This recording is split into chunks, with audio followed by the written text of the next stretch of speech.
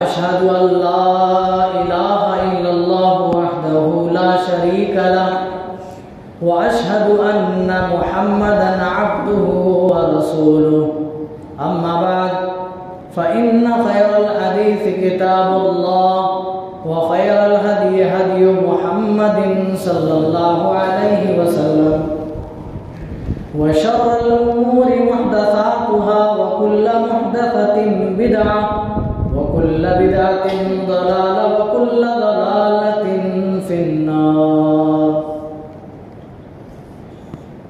फ़अऊज़ु बिल्लाहि स्समीइल अलीम मिनश शैतानिर रजीम। बिस्मिल्लाहिर रहमानिर रहीम। सुब्हानल्लज़ी अस्रा बिअब्दिही लैलन मिनल मस्जिदिल हराम इलल मस्जिदिल अक़सा अल्लज़ी बारकना हौलहु लिनुरियहु मिन आयातिना। हाज़िरीन जुमा, पिछले खुतबे जुमे में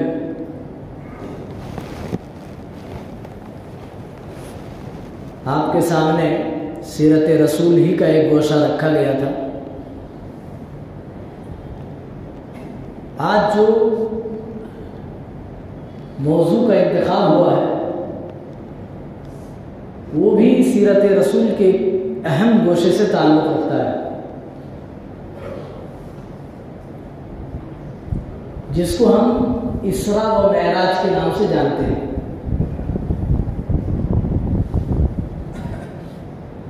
सीरत रसूल का एक अहम हिस्सा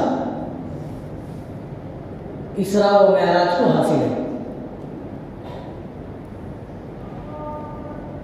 कबल इसके कि मैं आपके सामने मेराज का वाक़या जिक्र करूं, मैं चाहता हूं कि बैकग्राउंड आपके सामने रखा जाए।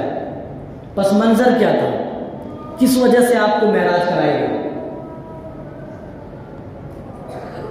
जब आप सल्लल्लाहु अलैहि वसल्लम दुनिया के अंदर तशरीफ फरमा हुए, जब पैदा हुए, तो आपको बखूबी मालूम हो चुका है कि पैदा होने से पहले ही आपके वालिद दुनिया से रुखसत पा चुके थे। 6 साल की उम्र हुई तो माँ भी आपको छोड़कर चली जाती। किफालत की जिम्मेदारी अब्दुल मुत्तलिब के पास आती है, जो आपके दादा हैं।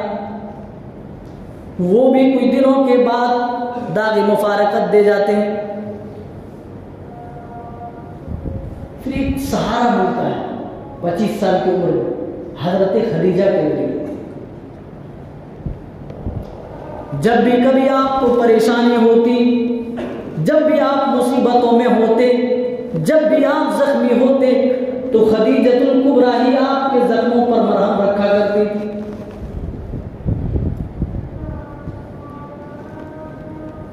जिस दिन वही का आगाज हुआ, इक़रा बिस्मि रब्बिकल लज़ी खलक़, सूरह अलक़ की ये 5 आयतें नाज़िल हुई।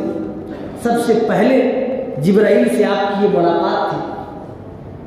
जिब्राइल की हैबत ने आपको दहशत में डाल दिया और आप डरे हुए सहमे हुए अपने घर आते हैं और खदीजतुल कुबरा को पूरा वाक़या बताते हैं। इन्नी क़द खशीतु अला नफ्सी, आपने कहा था ए खदीजा, मैं अपने नफ्स पर डरता हूं कि मैं हलाक न कर दिया जाऊं। तो उस खदीजतुल कुबरा ने दिलासा देते हुए कहा, कल्ला वल्लाहि ला युख़ज़ीक अल्लाहु अबदा, अल्लाह ताला आप जैसे को कभी हलाक नहीं करेगा। आप तो गरीबों के मसीहा हैं, मिस्किनों के मलजा और मावा हैं। आपको अल्लाह कभी भी बर्बाद नहीं होने देगा। अगर इंसान परेशानी में मुब्तला हो लेकिन नेक बीवी है जो उसको दिलासा देने के लिए काफी है, तो बंदे की बड़ी से बड़ी परेशानी का हल हो जाता है। खदीजतुल कुबरा के नाम पे खदीजतुल कुबरा जैसा जो सहारा मौजूद था, वो भी आपको दुनिया छोड़कर चली जाती है। आपके चाचा जिसके जिंदा रहने से कभी मुशरिकीन वो भी छोड़कर चले गए। अहले सीयर ने उस साल को ही आमुल हुज़्न नाम रख दिया, यानी रसूल अकरम सल्लल्लाहु अलैहि वसल्लम पर उस साल गमों के पहाड़ टूट पड़े थे। एक तरफ खदीजतुल कुबरा का जाना, दूसरी तरफ जो एक सहारा अबू तालिब थे, आपके चचा थे, वो भी दुनिया से वफात पा चुके थे, जा चुके थे। आपने मक्के की जमीन को दावत तबलीग के लिहाज से बंजर पाई, तो आप ताइफ का रुख करते हैं। ताइफ में एक हफ्ते मुसलसल आप दावत तबलीग करते हैं, लेकिन कोई एक शख्स भी ऐसा नहीं मिला जो मेरे रसूल की दावत तबलीग पर ईमान लाने वाला हो। उल्टा आपके पीछे अवबाशों को, बदमाशों को लगा दिया, क्रिमिनल किस्म के लोगों को लगा दिया कि आप पर पत्थर बरसाएं, आपको लहूलुहान कर दे। ओ मेरे भाइयों, जो नबी सरापा रहमत बन करके आए, जो लोगों को जहन्नम से निकाल कर जन्नत का रास्ता दिखाने के लिए आए, ताइफ की धरती पर उसी नबी के ऊपर पत्थर बरसाए जा रहे थे। आप गमगीन थे, गमों के 3-3 पहाड़ टूट रहे थे। एक तरफ खदीजतुल कुबरा के जाने का गम, दूसरा अबू तालिब के जाने का गम, और तीसरा जो गम था वो ताइफ वालों की बदसलूकी के सूरत में आया। आप इस गम में थे। अल्लाह ताला ने मेराज कराकर आपको दिलासा दिलाया, ऐ मेरे महबूब सल्लल्लाहु अलैहि वसल्लम, अगर धरती वाले, जमीन वाले आपसे बदसलूकी करते हैं तो इससे दिल छोटा करने की जरूरत नहीं। आप आसमान पे आए, देखें आसमान वाले कितनी गर्मजोशी के साथ आपका इस्तेमाल करते हैं।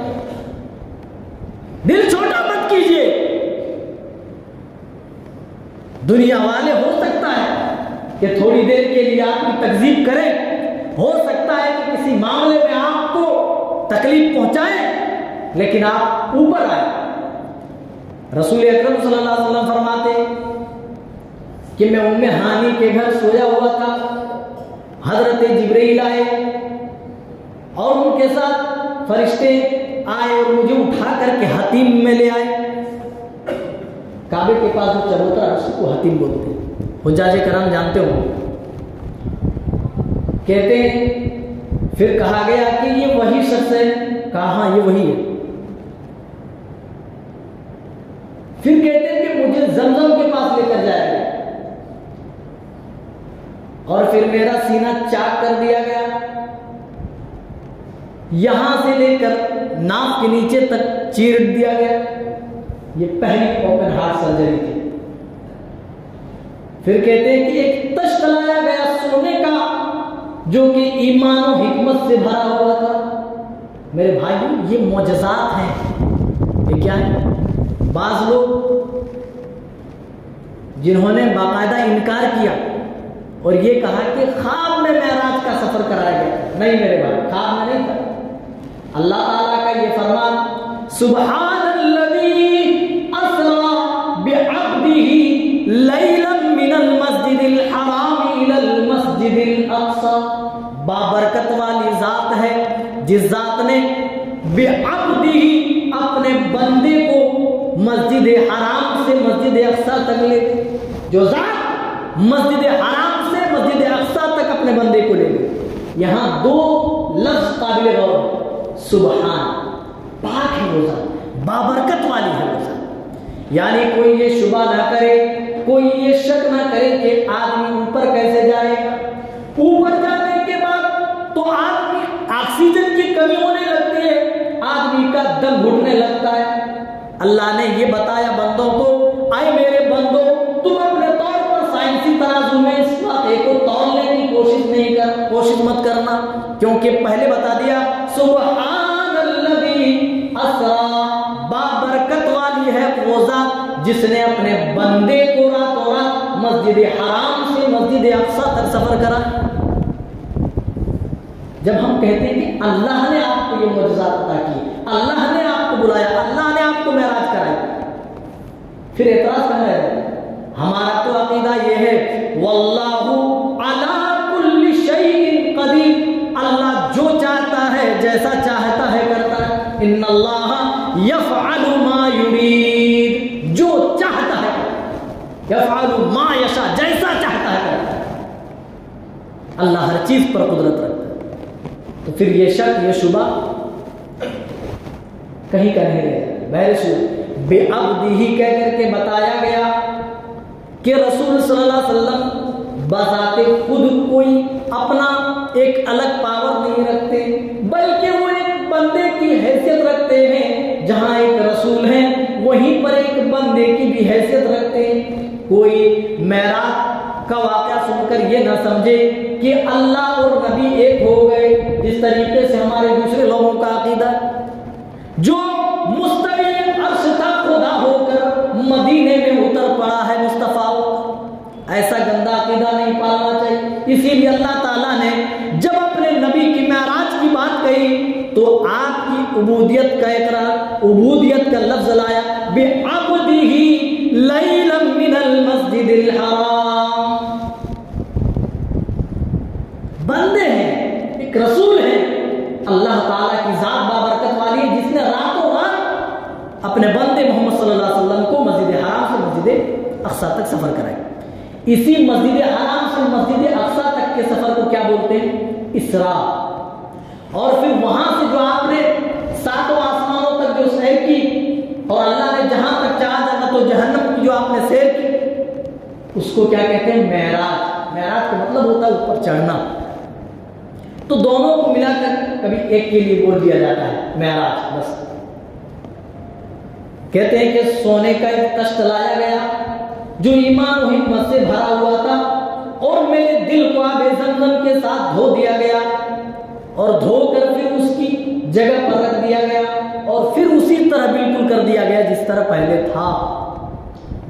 फिर कहते एक जानवर लाया गया जो सफेद रंग का था, जो खच्चर से छोटा और गधे से बड़ा था, जिसका नाम बुराक है। बुर्राक लोग बोलते हैं, राक में तस्वीर नहीं है, बुराक है। कुछ लोगों ने तो बाकायदा उसकी तस्वीर बनाई है, उसका ताजिया बनता है। कहीं पर कुरान और हदीस में ये हमें आज तक नहीं मिला कि बुराक का चेहरा कोई औरतों वाला चेहरा था, कहीं पर नहीं। लेकिन जब भी का ताजिया बनाया जाता है बुराक का, तो देखिए औरत का चेहरा लगाया जाता है, पर भी वैसे दे दिए जाते हैं और औरत का चेहरा लगा दिया जाता है। ये इस्लाम के साथ मजाक है। बारे सूरत रसूल अकरम सल्लल्लाहु अलैहि वसल्लम फरमाते, मस्जिद अक्सा का सफर हुआ। मस्जिद अक्सा में मैं पहुंचा तो वहां पर मुझे जिब्राइल ने 2 प्याले पेश किए। एक में दूध था, दूसरे प्याले में शराब थी। मैंने दूध वाला प्याला मैंने इंतखाब किया, दूध वाला मैंने चूज किया। तो हजरत जिब्राइल ने कहा, आपकी उम्मत फितरत पर कायम रहेगी, क्योंकि दूध खालिस होता है, दूध के अंदर किसी भी किस्म की मिलावट नहीं होती, जबकि शराब अंगूर में तब्दीली लाने के बाद बनाई जाती है। और शराब तो ऐसी चीज है जो इंसान की अक्ल को ढांप लेती है, इंसान की अक्ल को खराब कर देती है। लेकिन दूध, इंसान पैदा होता है तो उसकी असली खुराक दूध ही होता है। इंसान कुछ ना खाए, सिर्फ दूध भी पी ले तो ग़िज़ा का काम भी ये दूध करता है, और अगर पानी ना मिले तो ये प्यास भी दूध खत्म करता है। तो ये दूध के अंदर चला गया बारे सूरत फितरत पर। इसीलिए हजरत जिब्राइल ने कहा कि आपकी उम्मत फितरत पर रहेगी। हत्ता अतैना, कहते हैं कि फिर वहां से सफर का आगाज हुआ मेराज का। अगर तफसील में जाएंगे मेरे भाई तो 2-3 घंटे कम से कम लगेंगे। इसीलिए बड़े इख्तिसार के साथ वक्त के तकाजे को महसूस करते हुए चलेंगे।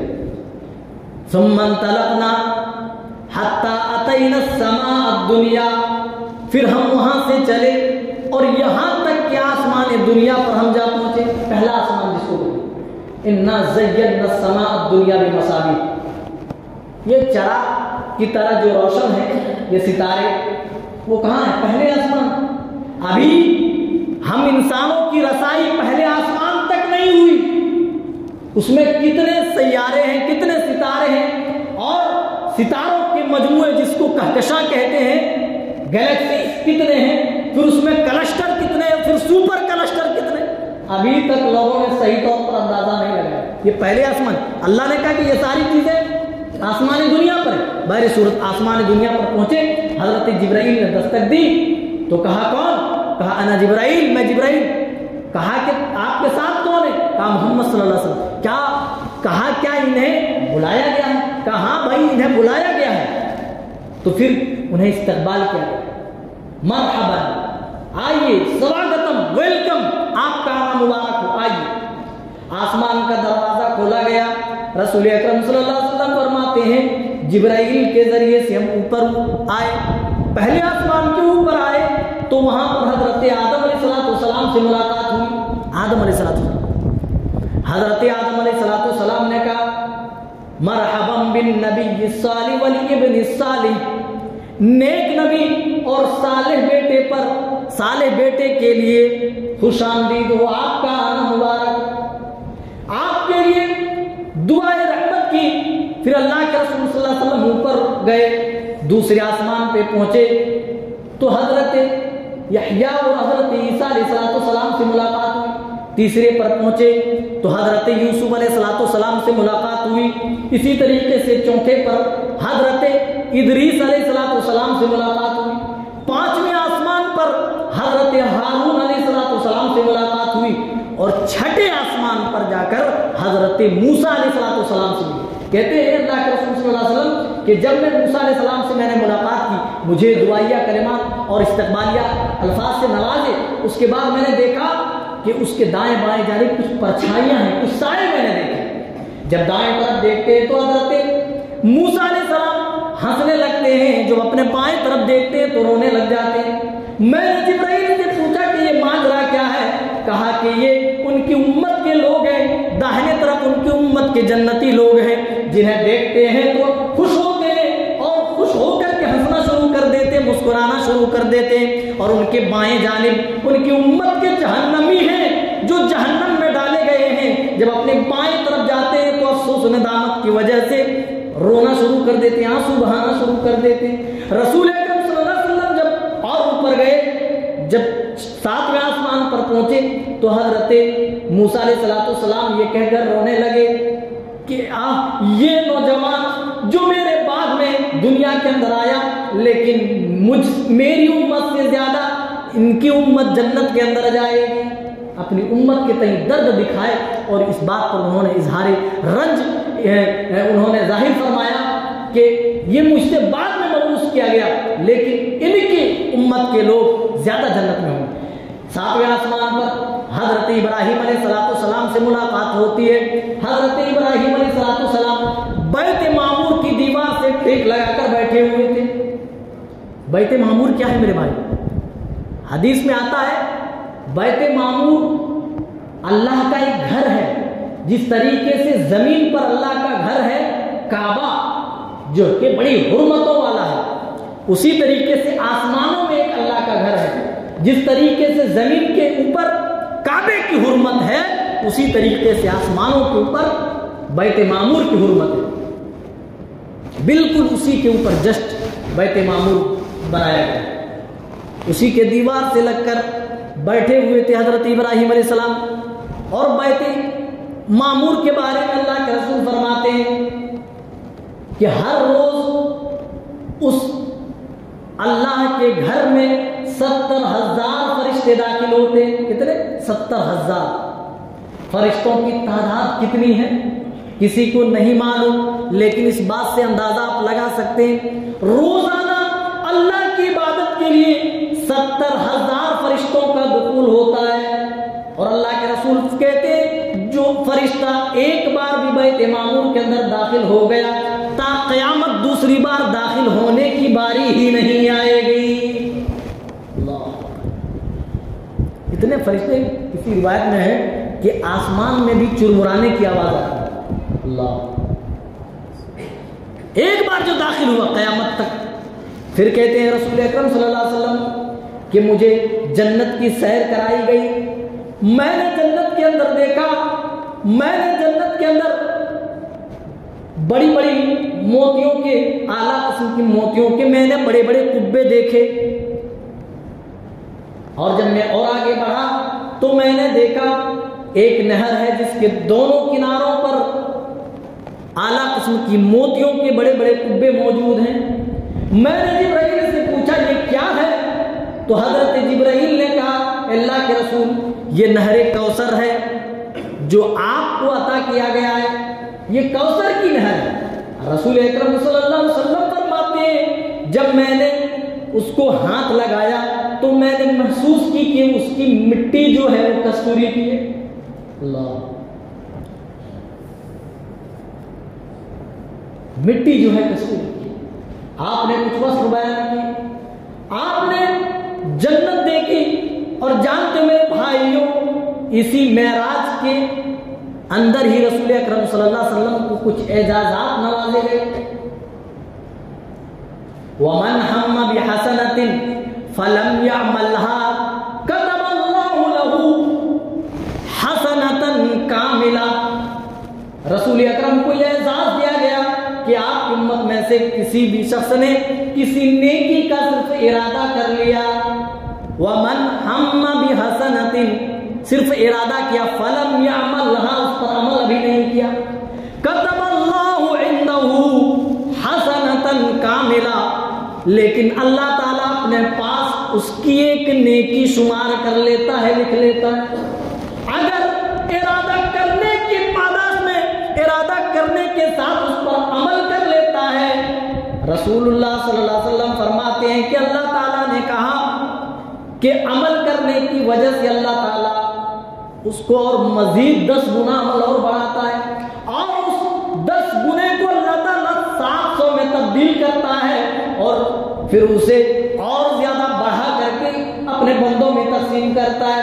लेकिन अगर कोई बुराई का इरादा करे, बुराई करने का इरादा करे लेकिन बुराई न करे, तो उसके रजिस्टर में, गुनाह वाले रजिस्टर में कोई भी गुनाह नहीं लिखा जाता।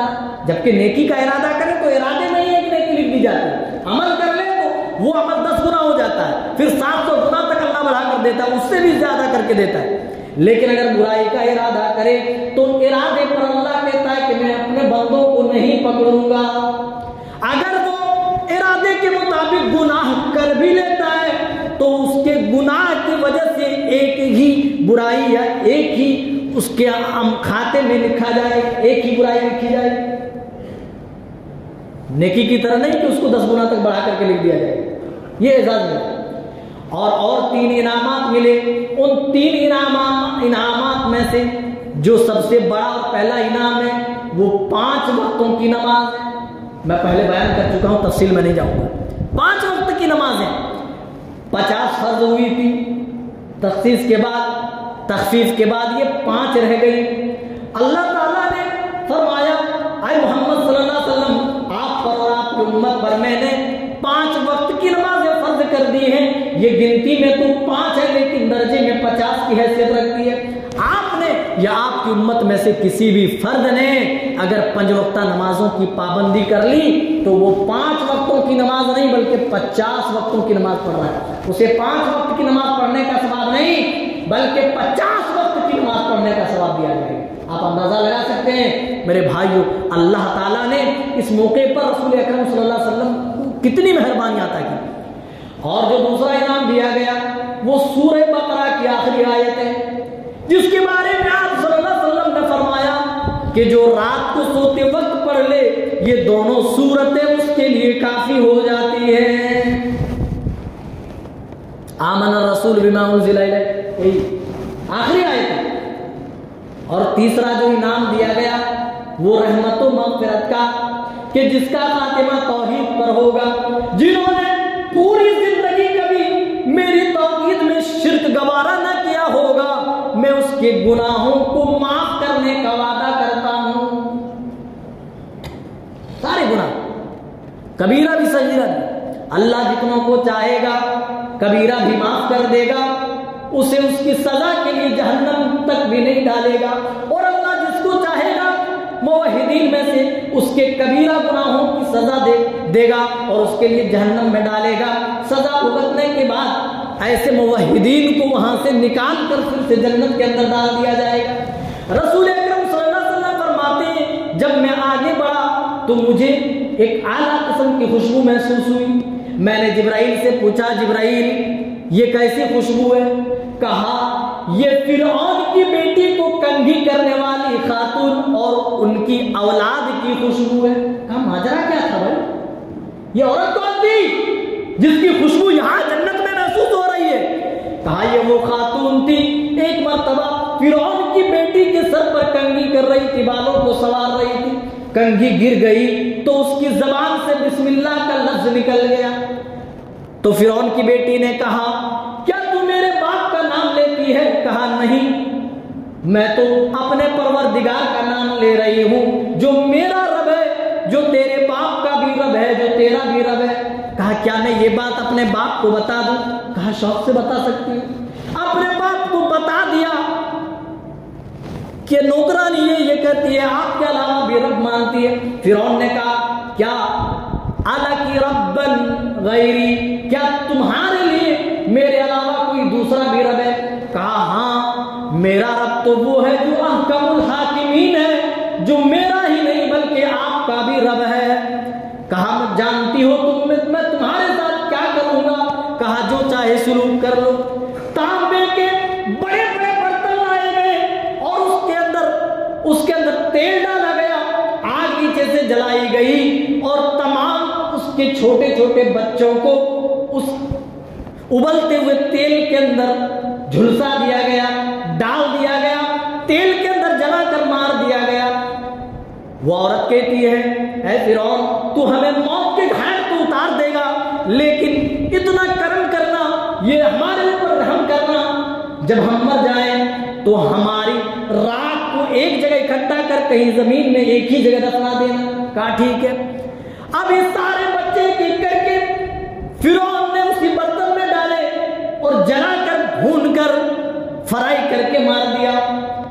अब वो औरत बची है और उसकी गोद में दूध पीता छोटा सा बच्चा बचा है। बच्चों की कुर्बानी तो दे दी जो बड़े थे, लेकिन वो बच्चा शीरखार बच्चा था। एक माँ ही समझ सकती है कि शीरखार बच्चे की मोहब्बत क्या होती है। जब बच्चा दूध पीने की हालत में रहता है तो बच्चे को माँ के बगैर करार नहीं, वहीं पर माँ को भी बच्चे के बगैर करार नसीब नहीं होता है। ऐसी हालत में औरत अभी बर्तन में कूदने ही वाली थी, उस कढ़ाई में तांबे के बर्तन में जाने ही वाली थी, लेकिन बच्चे का ख्याल आया तो पैरों में थोड़ी सी डगमगाहट आई। अल्लाह ताला ने उस छोटे से बच्चे के अंदर कुव्वत गोयाई पैदा कर दी, बोलने की सलाहियत पैदा कर दी। वो बच्चा फौरन बोल पड़ा, अपनी माँ के पैरों में डगमगाहट देखी तो बच्चा के पड़ा या उम्मा इत्तहिमी फइन्ना मिन अज़ाब फइन्ना हुवा अज़ाब दुनिया मिन अज़ाबिल आखिरह। ऐ मेरी अम्मी पैरों में लफ्ज़िश ना आने पाए, न हिचकिचाओ, यकीनन दुनिया का अज़ाब आखिरत के अज़ाब से कहीं ज्यादा हल्का है। फिर अल्लाह का नाम लेकर उसी में कूद पड़ती। कहा यह माजरा है, इसीलिए उसको खुशबू आ रही है। रसूल अकरम सल्लल्लाहु अलैहि वसल्लम जब आगे बढ़े, बस 2-3 बातें आगे बढ़े तो आपने जहन्नम देखी। जहन्नम के अंदर देखा रसूल अकरम सल्लल्लाहु अलैहि वसल्लम के कुछ लोगों के नाखून तांबे के हैं, वो अपने चेहरों और अपने सीनों को नोच रहे हैं। मन हाउला या जिब्राइल, कहते हैं जिब्राइल ये कौन लोग हैं? रसूल अकरम सल्लल्लाहु अलैहि वसल्लम को जवाब मिलता है जिब्राइल के जरिए, हाउला इल्लज़ीना याकुलूना लुहूमन नास। ऐ मोहम्मद सल्लल्लाहु अलैहि वसल्लम ये वो लोग हैं जो दुनिया के अंदर लोगों का गोश्त खाया करते थे, उनकी गीबतें और चुगलियां क्या करते थे, लोगों पर तान तशनी क्या करते थे। मेरे भाई ये अच्छी खसलत नहीं है, मोमिन की निशानी नहीं, दूसरी कैदजोई कर। फिर रसूल अकरम सल्लल्लाहु अलैहि वसल्लम ने देखा कि कुछ लोग ऐसे भी हैं जिनके होठों को आग की केंचों से काटे जा रहे हैं। रसूल अकरम सल्लल्लाहु अलैहि वसल्लम ने पूछा मन हाउलाई जिब्राइल, ये कौन लोग हैं जिनके होंठ आग की केंचों से काटे जा रहे हैं? तो हजरत जिब्राइल ने जवाब दिया उलाई खुतबाए उम्मती, ये आपकी उम्मत के खुतबा हैं, मुकर्रिरीन हैं, दुआत मुबल्लिगीन हैं। यामुरून अन्नास बिल बिर्रि व यंसौना अंफुसहुम, जो जिंदगी भर लोगों को नेकी का हुक्म देते रहे, व यंसौना